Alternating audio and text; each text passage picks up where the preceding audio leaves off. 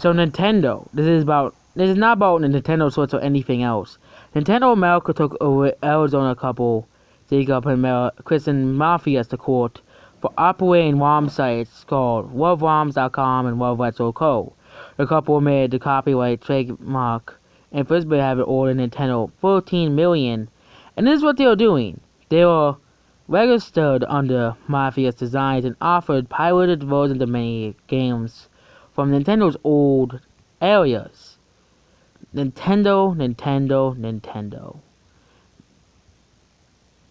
It's funny how you complain about when people put your games out there to play on the internet, but it's funny how you're so worried about these old games. These are old games. 64, Super Nintendo, and Game Boy games.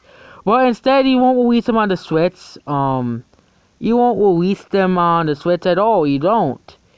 Instead, you give us this awful online service that you have to make us pay up $20 a month, and we only get like 6 games for it. Really, Nintendo? And you're doing stuff like this. You're taking out every single ROM site and hacking site out there. Sony doesn't do it. Sega doesn't do it. Sega used to make consoles back in the day in the 90s. And Xbox doesn't do it either. And they all have ROMs of Xbox, PlayStation 1, PlayStation 2, and Sega Genesis, and Atari too. And of course, it is within Nintendo's right to do this. And of course, the games that offer for free as well. Even sites that have, Nintendo takes down fan projects as well. They took down Mario 64 HD, which was free. They took down Pokemon Uranium, which had 1 million downloads. They took down a Metroid Prime 2 remake.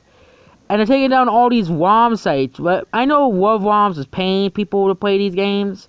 You have to pay for all these websites, like emulators that allow you to play these games for free and stuff. I know emulators have their problems, but it doesn't mean it's the only way certain people can experience these certain old games, because they can't afford to get an N64. They can't afford to get these old consoles.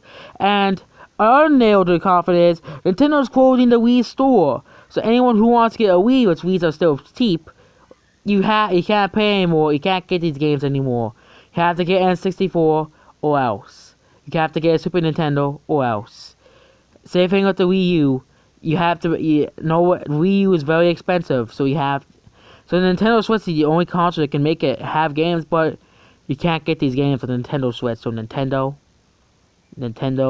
screw you.